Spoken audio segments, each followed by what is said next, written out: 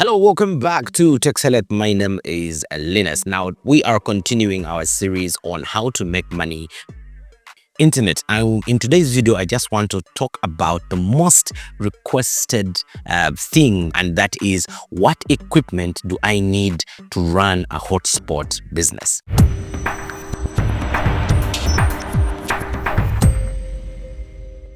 All right, so what equipment do you need to run your hotspot business? Now, we can break this down into three major categories. Category number one that you need when you're running your hotspot, of course, is internet.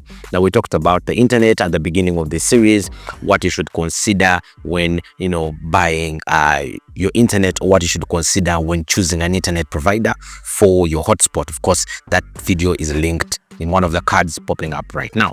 Now, we did cover that, and that is done and dusted. Now, step two in this particular case is now we get to look at the physical equipment that you need to put up in order for you to run your hotspot. So, category number two. First, you're going to need an access point.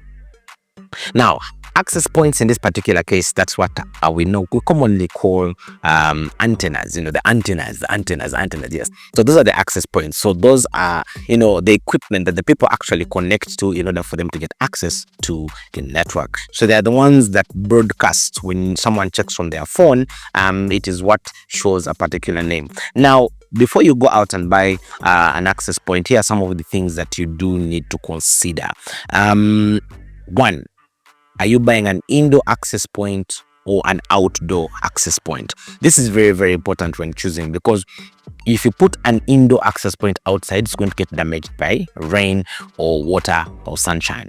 But if you get an outdoor access point, those ones are designed, to suffer the consequences of the weather. They can withstand all weather that is thrown at them. That means if it's an outdoor access point, you don't need to worry about rain, don't need to worry about dust, you don't really need to worry about heat or anything like that, because it is designed to take on that. So that's number one to consider. You need to know, are you doing an indoor or an outdoor access point? Number two is the frequency, the band frequency of that access point. Now, this is where people normally get it wrong. They see there are two frequencies that are easily available to the public, and that is the 2.5 gigahertz and the 5 gigahertz frequencies. Now, the two of them serve different purposes, although these days we have modern devices that can easily connect to the 5 gigahertz, but the two primarily serve kind of different purposes. Let's just have a quick breakdown. The 2.5 gigahertz Wi-Fi frequency is the most common Wi-Fi frequency, and it's been used for long, and so many devices can actually connect to it. Even if it's an older version of device, high chances it has a 2.5 gigahertz antenna in it. The 5 gigahertz antenna can be connected to by devices, but one, it has got to be modern devices, because most old school devices did not really have 5 gigahertz capability, although these days almost all phones, laptops and what do have 5 gigahertz capability. But in this particular case, if you are going to buy one, I highly recommend that you get yourself a 2.5 gigahertz antenna. Okay, good. So next thing to consider when buying that access point or antenna for your business is the dBi. Now, the dBi is basically how strong is the antenna. This is normally marked on the box of the antenna, or at the back on a small writing, just telling you how powerful that antenna is. So here we go. The higher the dBi, the more powerful the antenna in that particular access point, because there are small antennas in there that actually fire this network out. So the higher the dBi, the stronger the antenna, and definitely the more power it will have to push your network through obstructions such as walls, windows, glass, trees, and also it will give you a higher range in terms of the area you can cover. Right. Next is additional features. You should consider additional features that come with your antenna. For example, there are those with MIMO technology, those with MIMO technology. All these are just added advantages, yes, that help your antenna deliver Wi-Fi to your client in the best way possible. Now, all these, before you go buy, you read up on the antenna, do some bit of research on the antenna and see, does it actually cover your basic needs and will it work for you? But these are some of the things that I am telling you that you should consider before you put down your money on an antenna. Last thing you should consider before buying an antenna for your Wi-Fi hotspot is its coverage range. Now, many of them are gracious enough to tell you the coverage range on the box. Some of them you have got to figure it out yourself. But according to experience, most of them do anywhere from 50 meters going up. Okay, 35 meters going up, because most times, if let's say on the box they have said it will cover 50 meters, when you're doing your calculations, just know it's going to cover 30 perfectly, and then the other 20 has, drop in connection and stuff like that. So you've also got to know the range. Of course, the antennas that do 30 meters, those that do 100 meters, the antennas that can even do up to 1 kilometer. But now, of course, the higher you go, the more money you'll have to spend. I'm not particularly telling you go buy this antenna or go buy that antenna. Reason being, there are so many different use cases, and of course we'll be getting into detail of these things one by one, diving into them in more detail. As of right now, we're just giving you the blanket cover over what you need. Now, some brands that you can actually buy that due to personal experience have found to be good and can actually give you good results but are not that expensive.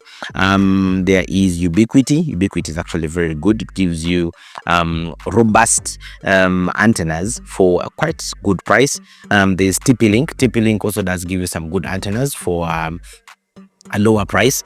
There is Engineers, and Engineers is an American brand, and it's also very, very good. There's Ruji. Ruji is new on the market here, especially in Uganda. They do have really good antennas, a little bit pricey though, but the antenna is actually very good. There's Ruckus. Ruckus is also really good, and there's so many other brands down there. But of course, before you go pick a brand, like I said, consider the things we've listed above, and then vis-a-vis to where you're going to apply it, and that will help you determine on what to go for. Right, so that is access point and antenna. Now, next is the most important part of your Wi-Fi. You need a router. Now, this router is going to be the one that is going to be giving you what we call a captive portal, which many people will call a login page. Now, the router that you go with will highly determine so many different features. For example, how hard is it for you to set up your network? How hard is it to integrate other services? And how hard or easy is it for you to manage? Now, in terms of routers, the router in this particular case is just going to be playing a role of being like that gadget, yes, which gives you, one, the login page, two, generates your vouchers that you can sell, three, creates a firewall, between you and the internet out there, so people do not get to hack you. And then also it gives you the ability to fine tune and create different packages, create different users, and all of that. Now, in order to create a captive portal or login page, you can use the following routers or services, yes, to create that captive portal. Number one is MikroTik. Now, MikroTik has different versions of routers on the market. You can always check them out. However, I just need to give a small warning. There are these the smaller MikroTik routers, the HAP series, which is basically the home ones, those very small ones. If you're running an access point hotspot, yes, my advice is please avoid the Hoplite series. The Hoplite series, much as it is cheap, has some issues with it in terms of performance. For instance, one, they give it very little storage capacity.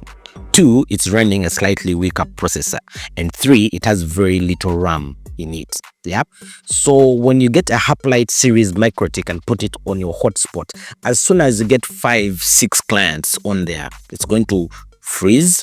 It's going to reduce throughput, like the speed of the internet is going to drop very crazy, and then it can even reach a point where it starts refusing to log in customers and stuff like that.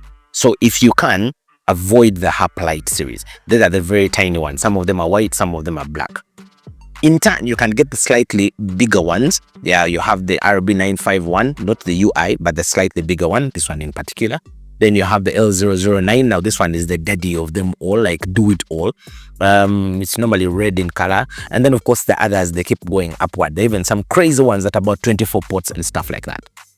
So MikroTik will do you well. Actually, it's the most commonly used access point manager that we do have, and I can just say it's highly recommended because it is it's robust. Yes, very, very robust. It has a lot of features you can do, and once set up, it is great. Downside of it is setting it up is a pain.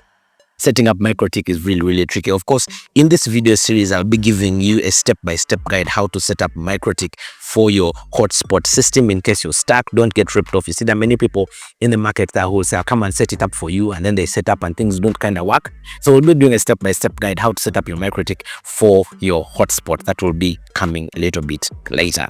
Now, we've finished MikroTik. You can use MikroTik to create the login page. You can use MikroTik to create the users. You can use MikroTik to create the vouchers, that is the pin codes that you will be selling to your people to access hotspot. 2, you can use UniFi. Now, UniFi is a system by Ubiquiti. Now the advantage of UniFi is it can give you 2 versions. Yeah, so there's UniFi that's embedded in the access point antenna, yes, and then there's UniFi that comes as a router. So you have both options. Actually, even MikroTik, as mentioned earlier, does have that option, although the MikroTik access points are slightly pricier. Now, back to UniFi. So UniFi is one, easy to set up because it definitely it runs in the particular access point that you are running, so it's easy to set up. 2, you don't have to buy a second piece of hardware. Let's say, for example, if this was my antenna and it was running UniFi in it, I don't have to buy another router. I just set up the captive portal, which is the login page, the users, the vouchers, everything inside that particular antenna, and I would be good to go. Downside is you're going to need to have what is called a UniFi controller. Either it will be software installed on the laptop, to control everything and create all of that stuff, or it will be software hosted on cloud, which is a payment option, and that there can also get tricky very, very fast. So that is UniFi, which is option number 2. Option number 3 is going to be TP-Link Omada. Now, TP-Link also does have the Omada platform. Now, Omada does also give you the ability to 1, create a captive portal, which is a login page, 2, create users, 3, create vouchers, yes, or pins, yeah, that you can sell to your people and make that money. Then there's also the option of pfSense. Now, pfSense is a little bit more for our technical guys. It's an OG system. It is a Linux operating system that you can install on a computer, yes, and then that computer now becomes your router. You configure it to give you the captive portal, which is the login page, to give you the users, to give you the vouchers as well. So those are some of the options that you can use, to run your hotspot, to generate users and sell those pin codes. Of course, the most common ones are MikroTik, which is highly recommended. MikroTik is number 1 in this list because it's robust. You can do a lot of things with it. Followed by UniFi.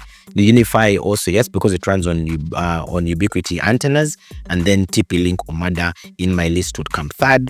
But it's also very, very good. It's a good system, very robust. They have both the router and Omada in the actual antenna, and you can still get the job done. So in terms of what exactly you need to set up your hotspot, those are the 3 major things you need. 1 is internet, which we talked about, yes. 2 is a router or something that you're going to use to create that login page, to create the users, which have given you the options that are available. And then 3 is the access point, which is going to distribute your internet out to the masses. Now, in the next video, we get to talk a lot more about hotspot, and we get to dive into now these particular things. What access point, routers, in terms of pricing, what is the cheapest you can start with? What can you kick off your hotspot business with? What router can you kick off with? How do you set up? All these and more will be coming up in this particular video series. Now, just allow me first of all to thank all those that have sent in their emails asking all the questions that you have about hotspot selling. And first, I just like to say thank you so much for all the questions, all the insights you have sent in. If you do have a question, do send it. That is at techselectug@gmail.com, techselectug@gmail.com. Drop in your question. I'm going to be answering all those questions here on this particular channel. We're going to have some videos where we just do a question and answer session for all those questions that you're dropping in my email. I'll make sure I answer all of them to the dot. So for today, I do hope you have known the equipment that you need to run your hotspot. Let's dive a little bit more. I'll be coming to tell you what equipment you can start with, the pricing, where you can buy them, and all these details. Just make sure you're subscribed, like, share, and of course, I shall see you in the next video. Thanks so much for watching. My name is Linus. See you in the next one.